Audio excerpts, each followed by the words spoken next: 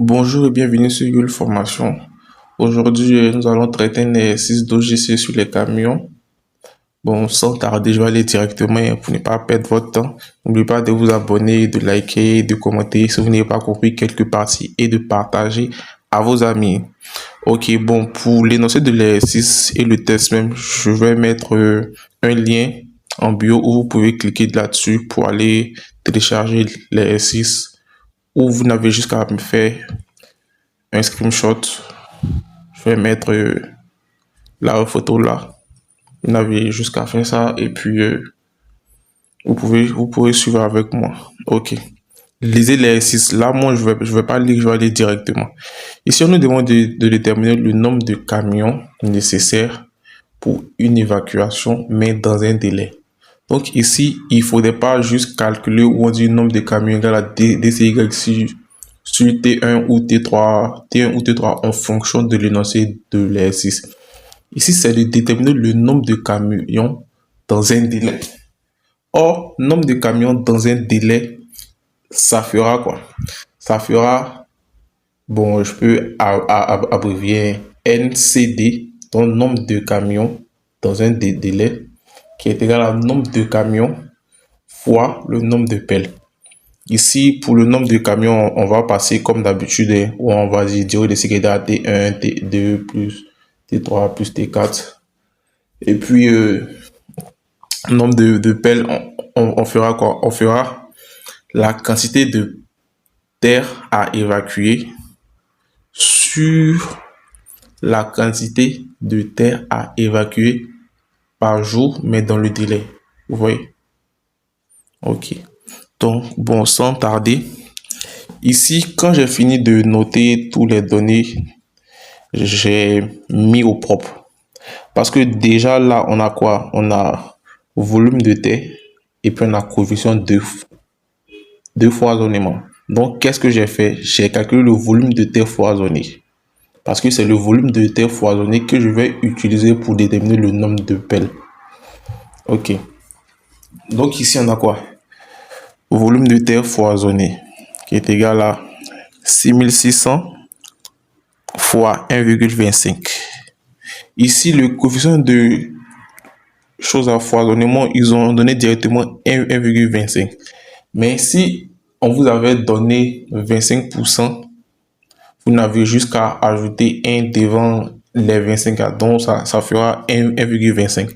Par exemple, si vous en donnez 30%, ils ont écrit 30%, vous n'avez juste qu'à faire 1,30, c'est fini. Le coefficient de foisonnement sera 1,30 et c'est terminé. Donc ici, ça fait quoi?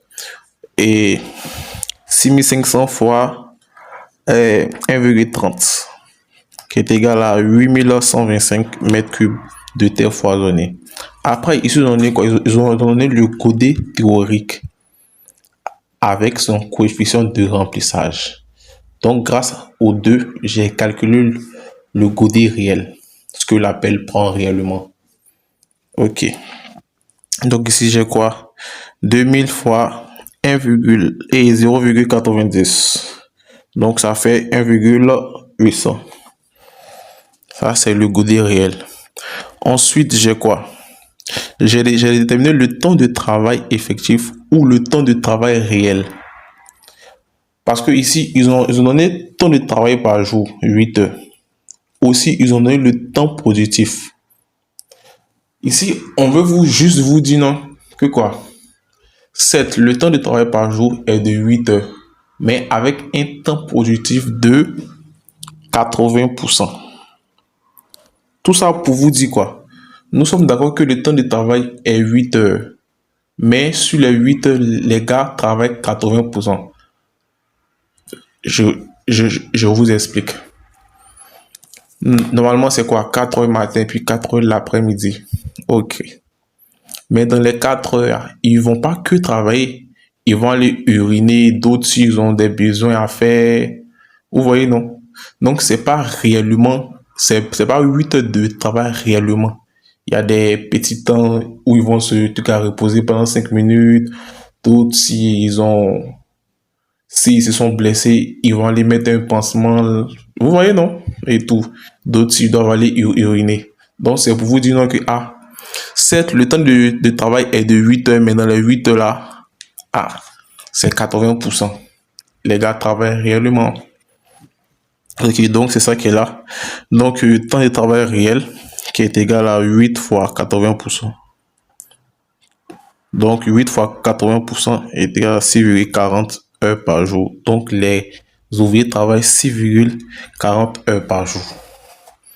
Ok. Après ça, nous avons quoi?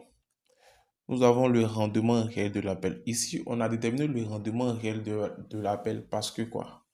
Parce que pour déterminer les différents temps, les T1, T2, T3, T4 là, le T1, lui, il se détermine avec le rendement réel et la charge utile. C'est pour ça, d'abord, j'ai déterminé le rendement réel de l'appel. Ici, le rendement réel de l'appel, c'est quoi? Ils ont dit dans l'énoncé que on a une durée de cycle de 5 minutes pour l'appel. Ouais. Or, on a calculé aussi quoi? Un godet réel. Donc, ça veut dire ici que la durée de cycle de l'appel là, c'est de quoi? C'est de 5 minutes. Donc, en 5 minutes, là, l'appel charge 1,800 mètres cubes de thé. Donc, nous, on a déterminé pour une heure qui est égale à 60 minutes. Donc, rendement réel de l'appel qui est égal à quoi? Ça fois ça, donc 60 fois 1,800 sur 5, qui nous a donné le rendement de l'appel qui est de 21,600 mètres cubes par heure. Ok. Ici, on a quoi? Vérification des charges CU. C'est ce que j'avais dit. Pour déterminer le T1, on a besoin de quoi? CU. Parce que dans l'exercice, ils ont donné la charge utile du camion qui était de 20 tonnes. Je suis d'accord. Mais 20 tonnes, là, ça, c'était une charge théorique. Genre, ce que eux ont donné comme ça. Tu vois? Or, nous, on cherche, je pense que la charge réelle. Vous voyez? La charge utile. Utile même. Donc, ici, on a fait quoi? On a fait charge utile qui est égale à E le 20 tonnes sur la masse volumique qui est de 1,600. La charge utile, ça, elle est en tonnes. Ça, c'est en tonnes par mètre cube. Donc, les tonnes se sont simplifiées. Et puis, il reste que mètre cube. Donc, 20 divisé par 1,600, ça donne 12,500 mètres cubes. Vous voyez. Maintenant, quand on fait une vérification des charges en OGC là, entre le CU que tu as déterminé puis le C max, c'est le plus petit, on prend. Le plus petit. Donc ici, on a quoi? On a CU qui est inférieur à C max. Parce que nous, notre C max, c'était 15 mètres cubes. Donc ici, on a dit quoi? Donc, on travaillera avec CU qui est de 12,500 mètres cubes parce que on prend le petit, on travaille avec le plus petit. Ok, j'avais dit quoi? Pour déterminer nombre de camions utilisés, c'était égal à quoi? Nombre de pelles fois nombre de camions. Donc, nombre de pelles, voilà sa formule. Nombre de pelles, c'est quoi? Volume de thé foisonné sur le volume de thé dans le délai. Vous voyez? Dans le délai. Le volume de thé foisonné, ça, on a déjà calculé. Maintenant, qu'est-ce qu'il nous reste? Il nous reste maintenant le volume de thé dans le délai. Donc ici, c'est quoi? Le volume de thé dans le délai. Le volume de thé dans le délai, c'est égal au quoi? Au volume de thé par jour fois le délai. Dans d'autres exercices, on peut vous demander de déterminer le volume de thé par jour. Le volume de thé par jour, c'est juste à faire quoi? Le rendement de l'appel, le rendement réel de l'appel fois le temps de travail réel. Donc ici, on a quoi? 21,600 fois 6,40.